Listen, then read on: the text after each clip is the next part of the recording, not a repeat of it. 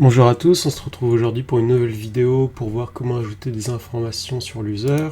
Donc dans la vidéo précédente, on avait créé une page pour mettre toutes les informations. Maintenant, on va créer en fait un formulaire pour ajouter toutes ces nouvelles informations. Donc pour commencer, vous pouvez aller sur mon Git, donc Pokéapp, ce sera le lien est dans la description. Et en fait, vous pouvez sélectionner la vidéo. Donc là, on est à la vidéo 14. Donc si vous commencez vidéo 13, vous serez au même code que moi en début de la vidéo.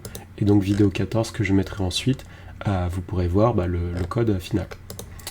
Donc pour commencer, en fait, ce que j'ai commencé par faire, c'est ajouter en fait une nouvelle page présentation. Donc j'ai créé un nouveau folder onboarding et j'ai créé une nouvelle présentation view très simple. Donc je l'ai ensuite en fait ajouté à la liste des tabs. Pourquoi? Parce que de cette manière, en fait, je peux débugger très facilement ce qui se passe là. Donc, on va commencer par ajouter des informations. Donc, pour ajouter des informations, ce qu'on va faire, c'est qu'on va utiliser un formulaire. Donc, moi, j'utilise celui-ci. Vous pouvez utiliser un autre. Donc, pour l'installer, en fait, on va faire ceci. Donc, vous allez sur le site. Hop. Donc, je vais reprendre mon terminal et je vais maintenant installer ceci. Donc, pendant que ça s'installe, ce que je vais faire, c'est que je vais vous montrer comment l'utiliser. En fait, au début, il faut bien importer tcomp, etc. Et en fait, on va définir ici à quoi va correspondre le form. Donc tous les différents paramètres qu'on veut. Donc dans notre cas, je vais juste copier-coller. Donc je vais définir ici les différents paramètres que je veux. Donc on va utiliser des constantes plutôt. Et là, donc c'est une constante. Et en fait, comment elle va s'appeler? Elle va s'appeler. Je vais également l'importer en fait depuis tcomp form native. Et donc moi, ce que je veux, c'est le name, mais ce que je veux également, c'est le favorite Pokémon. Ensuite, c'est l'âge, et puis je peux mettre par exemple is profile valid. Quelque chose du genre. Donc voilà. Et ensuite, ce que je vais l'appeler user form. Donc c'est pas notre variable user qu'on avait défini, hein, c'est vraiment un user form. Et donc pour l'utiliser, c'est très simple. Ici, je vais juste changer un petit peu la view. Donc je vais rajouter en fait comme les vidéos précédentes, je vais rajouter en fait un modèle de petite carte. Donc je vais l'appeler présentation form par exemple. Et en fait, ce que je veux dire, c'est que ce form, du coup, il va utiliser mon user form. Il va également utiliser les options.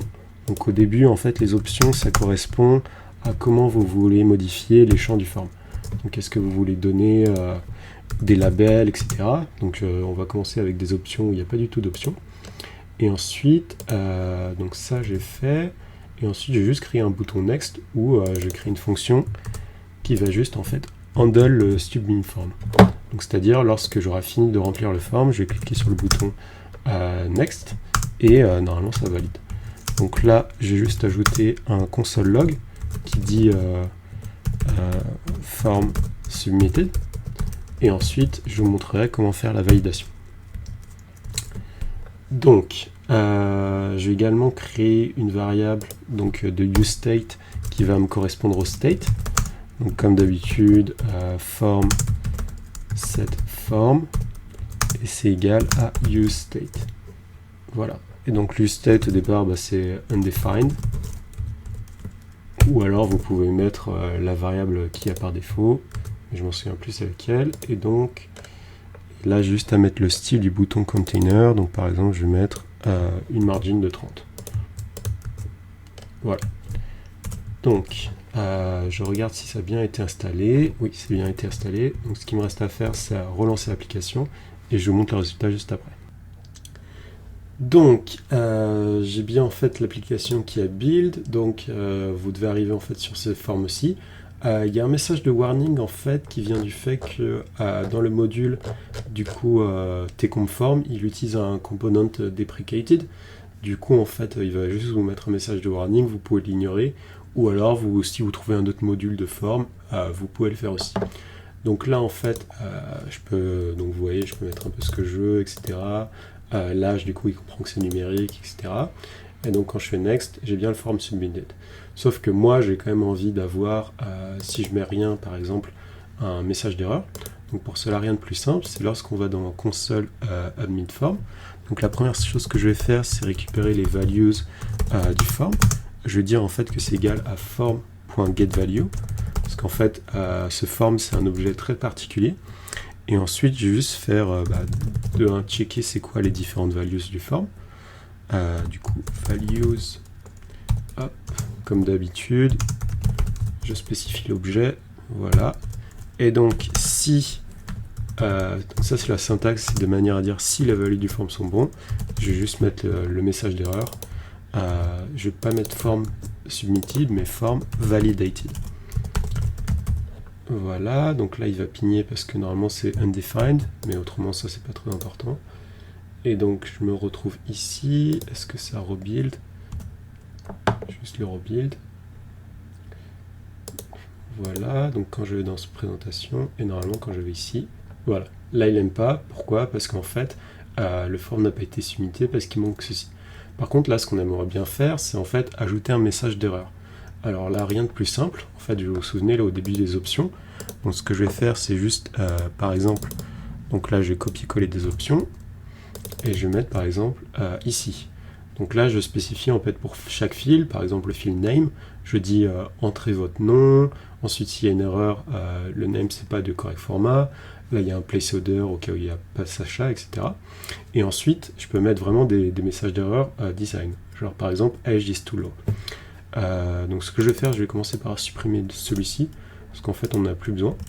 Et en fait, ce que je vais également faire, c'est, donc vous voyez, là en fait il va accepter string, mais en fait ça veut dire que par exemple, je peux vraiment mettre n'importe quoi. Par exemple des choses comme ceci, quoi. Et là ça va quand même marcher, il va pas pigner. Donc j'aimerais en fait faire ce qu'on appelle une plus grande restriction, et pour cela en fait je vais utiliser une regex. Donc comment je vais l'utiliser? Je reprends juste mes notes. Alors, comment je vais utiliser, du coup, c'est un peu ces types personnalisés de validation. En fait, je vais aller dans Utile, et en fait, dans Utile, je vais créer, du coup, un fichier, que je vais appeler, par exemple, regex. Donc, la regex, en fait, c'est une sorte de langage particulier qui permet vraiment de détecter des choses dans un texte. Donc là, par exemple, il va vraiment détecter que le texte est de cette forme-ci. Et si c'est ça, du coup, il va renvoyer un trou, et du coup, ça a marché. Et sinon, il va renvoyer ceci. Donc là, par exemple, ce que je vais faire, c'est que je vais également définir minimum age, et en fait, je vais checker que le nombre, il est bien supérieur à 10, parce que je n'ai pas envie que les gens trop petits s'inscrivent. Et là, ce sera pareil. Si par exemple, j'ai envie que mon email il soit vraiment de cette forme-ci avec un arrobase, il faut qu'il soit de cette forme-ci. Donc, ensuite, une fois que j'ai défini ces regex, je vais les utiliser. Donc là, ici, à la place de mettre t.string, je vais dire que j'ai envie d'avoir un letters only. Ici, ce sera pareil, parce que j'ai également envie d'avoir un letters only, mais maybe parce que j'ai pas forcément envie de mettre favorite Pokémon, dans le cas où la personne n'a pas de Pokémon. Et ensuite, l'âge, là, ça va être minimum age. Oups. Minimum age. Voilà. Et donc là, j'ai bien mes trois choses, et donc j'ai bien mes messages d'erreur également, et je peux tester directement, vérifier. Donc là je vais mettre hop, et là je vais mettre 9 ans, et quand je vais mettre next, du coup ça marche pas en fait. Alors que maintenant si je mets par exemple Sacha, Pikachu, et l'âge on va dire qu'il a 15 ans, impec. Et donc au niveau des logs, en fait j'ai bien ces différents champs. Donc je vais bien pouvoir en fait les mettre dans la base de données, et donc c'est ce qu'on va faire tout de suite.